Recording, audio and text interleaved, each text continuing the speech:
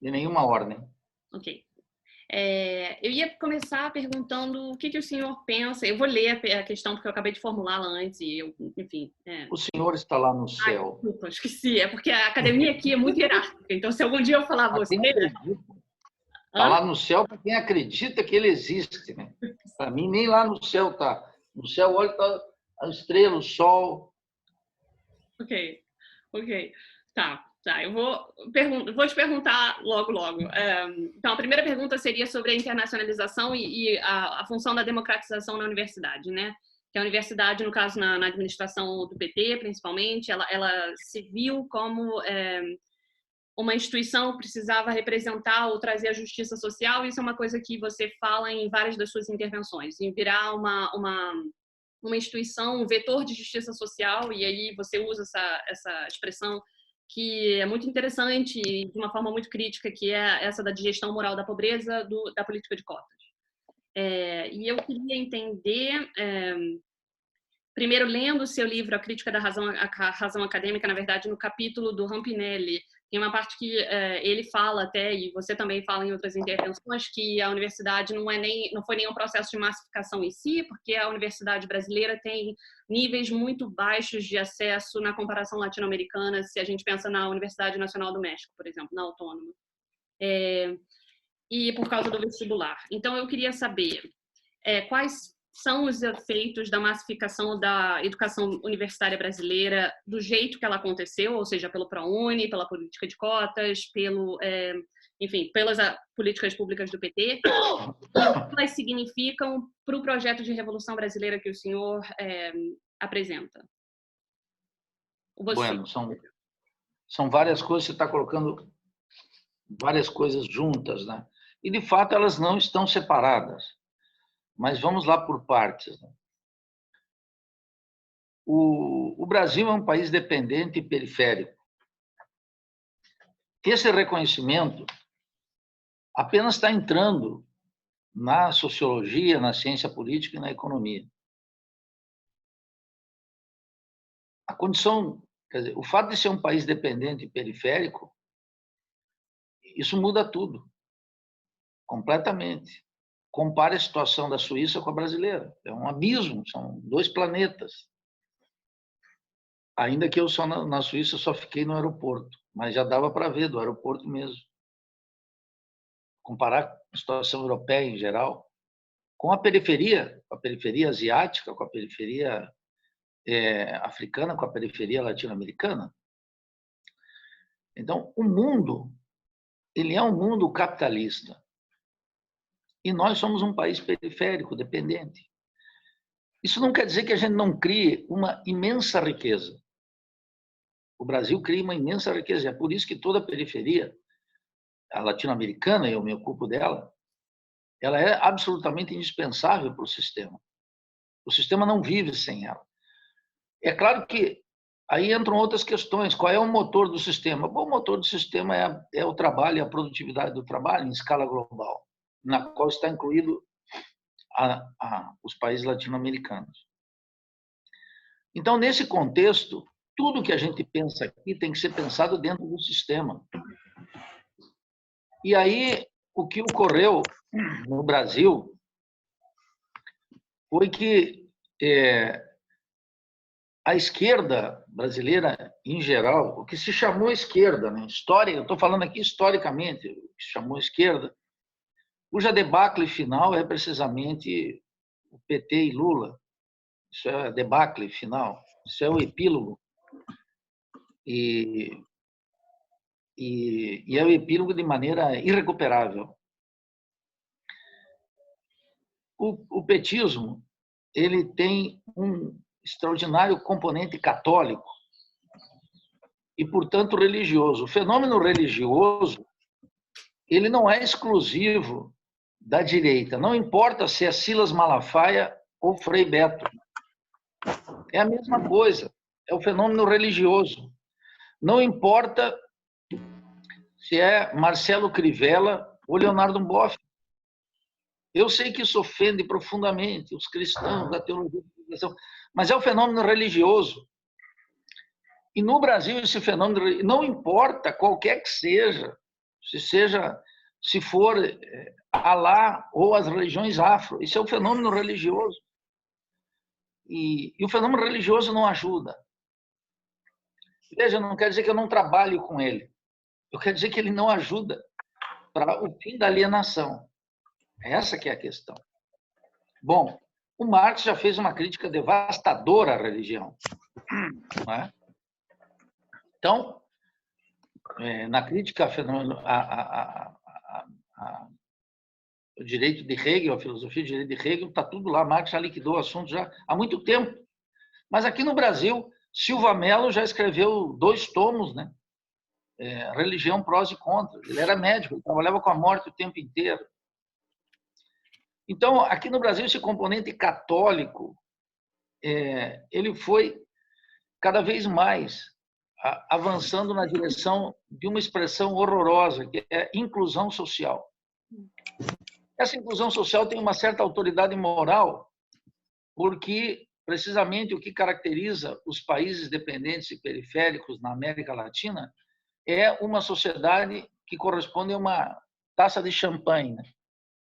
A famosa metáfora da ONU, em que 80% da população tem 20% da riqueza, agora é menos, é 10,90%, e 10% e 90% da população tem 10% da riqueza, e o oposto também é verdadeiro.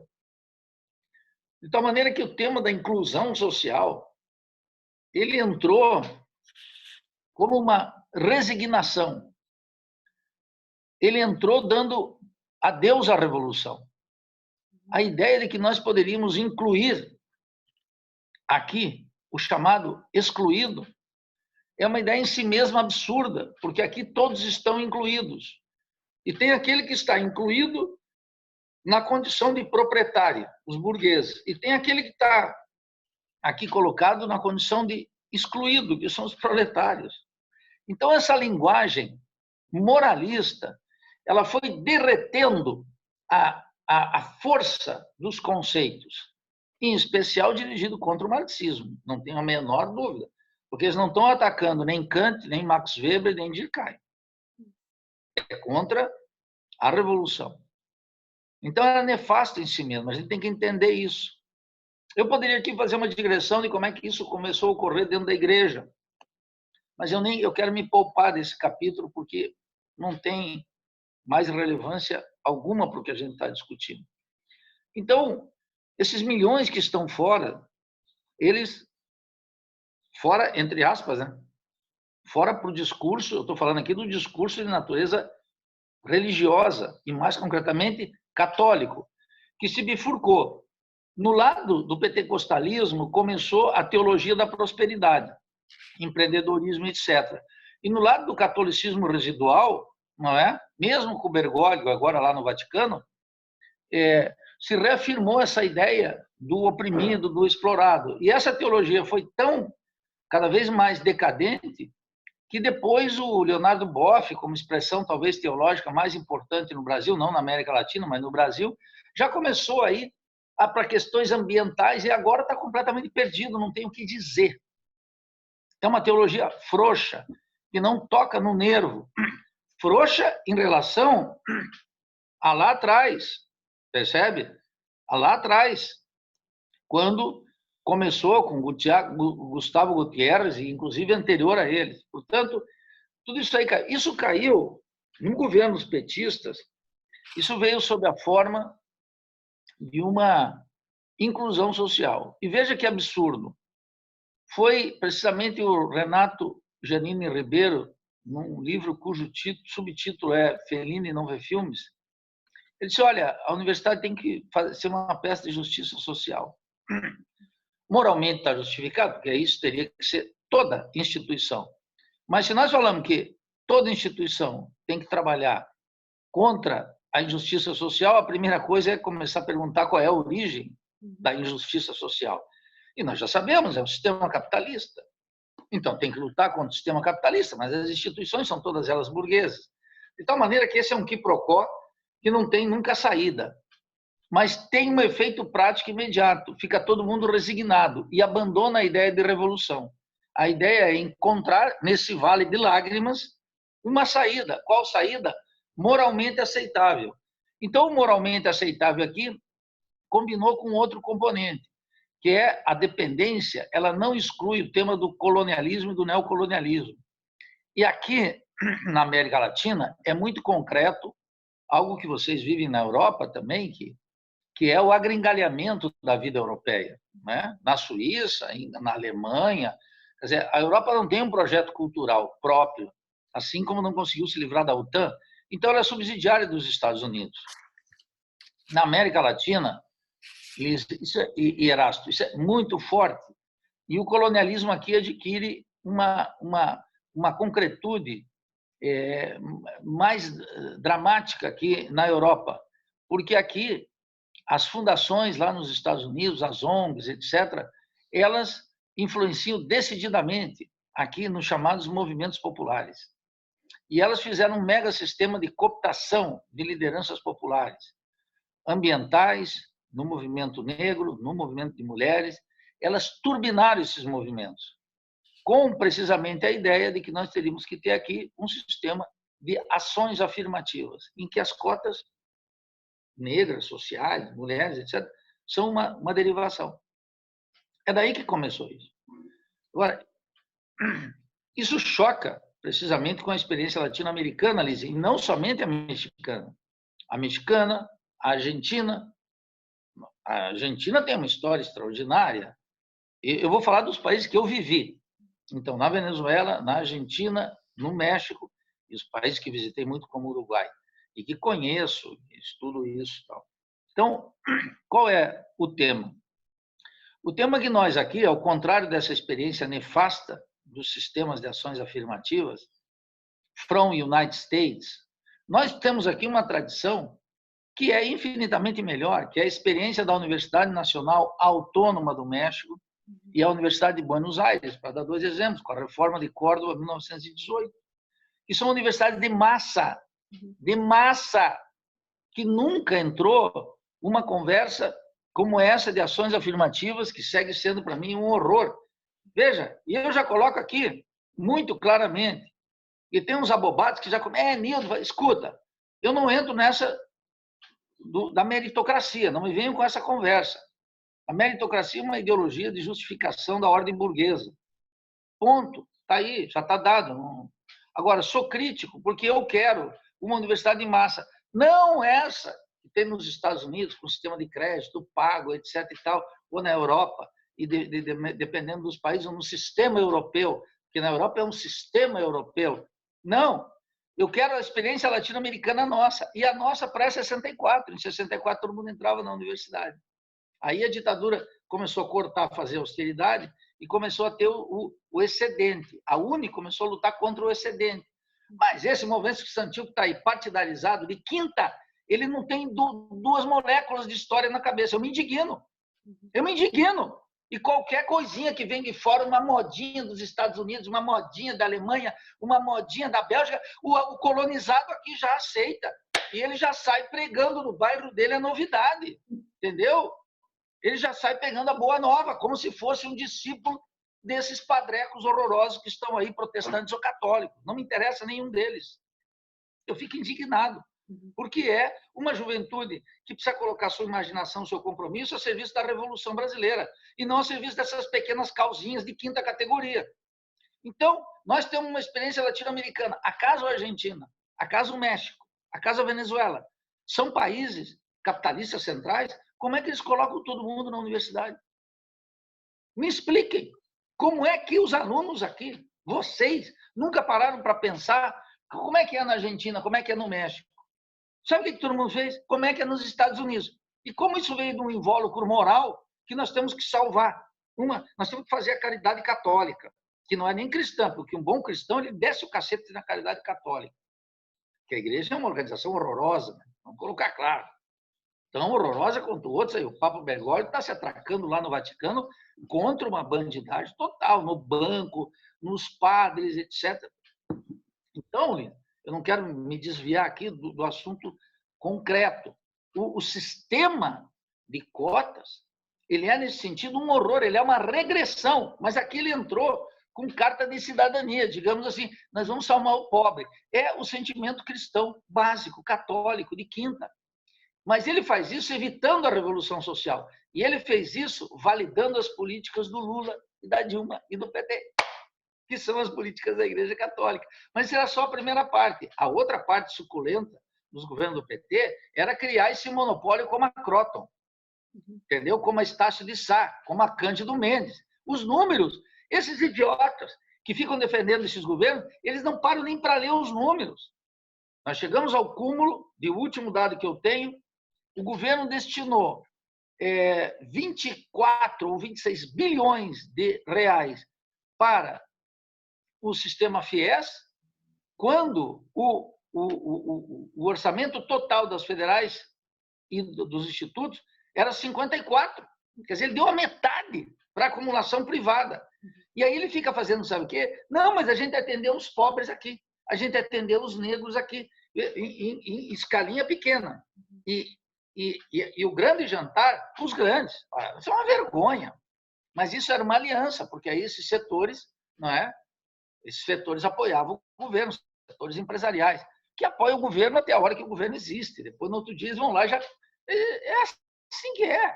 Então, veja, agora então sempre combati por essa razão. Mas eu combatia por uma razão mais especial, isso que eu queria dizer aqui para vocês. Eu fui ver os números da Universidade Brasileira. E eu tenho dado os números, que todos esses que estão aí defendendo cotas e tudo isso aí nunca me respondem. Porque não podem. Porque não podem. Porque teriam que abandonar o papai e a mamãe, porque teriam que virar sujeito da história, porque teriam que adotar a Revolução Brasileira. Mas eles não querem. Então, não é que o PT é um limite nosso. A mentalidade petista é o limite deles, por isso que eles mantêm Lula aceso. Percebe? Então, veja qual é o assunto. Eu fui ver os dados da Andifes. A Andifes deu os dados. Se vocês considerarem todas as universidades federais e os institutos federais de educação tecnológica, aí, que eram as antigas escolas técnicas, né? O que nós temos? Nós temos a mesma carreira, tudo. São institutos extraordinários, poderiam cumprir uma função extraordinária. Como a universidade poderia cumprir, ela não cumpre. Poderia, é outra coisa. As pessoas pegam a ideia da coisa no lugar da coisa. Isso é um desastre. E aí não fazem crítica da instituição. Dentro da universidade não tem crítica. O nosso projeto Crítica à Razão Acadêmica é o único projeto. E o primeiro livro foi em 2011, agora vai sair o terceiro tomo. Mas tu não encontra crítica, não encontra. Encontra análise, avaliação. Isso é bobajada. Não serve para nada. Aliás, serve só para mostrar que não serve para nada, né? Hegelianamente, digamos, agora que eu estou estudando Hegel. Então, o que acontece nas universidades? Hoje,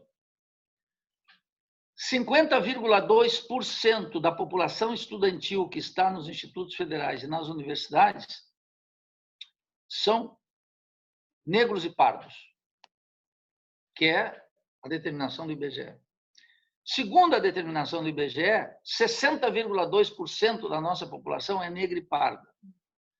Vocês sabem que tem discussão sobre metodologia, tudo isso aí que vai sendo elucidado. Muito bem. Então, nós já quase cumprimos a meta na atual universidade. É claro, se tu for numa universidade do Recôncavo Baiano, lá na Universidade Estadual de Santa Cruz, a maioria lá é negra. E em Salvador, agora, se for no Rio de Janeiro, na UERJ, também. Agora, se tu for em Pelotas, no Rio Grande do Sul, a determinação já é outra. Se vier aqui para Santa Catarina, isso cobre o país. Então, as pessoas têm que... Mas a média é essa. Aí eu fui ver um outro dado que a Andifes deu, que é muito importante, quero chamar a atenção de vocês. 60,2% de todos aqueles, não, 70,2% dos alunos das universidades federais, dos institutos federais que estão aqui entre nós, provém de famílias que ganham até um salário mínimo e meio, 70,2%. Mais 17,6% adicionais provém de famílias que ganham até 3 salários mínimos. Então, nós temos quase aí 90% da população estudantil que vem de 3 salários. O que significa isso? Vem de famílias pobres, vem da classe trabalhadora. Quem está dentro da universidade? A classe trabalhadora. A crítica de direita fica dizendo, olha, lá na Federal de Santa Catarina o pátio tem muito caro. Olha, na Federal de Santa Catarina está a classe média. Classe média onde? Sueca? Suíça? Vamos ver o que é classe média aqui. Acaso aqui nós temos um the middle class gigante? Não, aqui é desse tamanho. Por quê? Se a concentração de renda de uma sociedade é 10,90, vai buscar a classe média, vai ter que buscar com uma lupa. Os trabalhadores aqui não ganham esses 70,2 com mais 17,6 dá 87,8% da nossa população ganha até 3 salários mínimos. Classe trabalhadora, meus queridos. É a classe que está lá dentro. Agora vamos pegar um outro dado.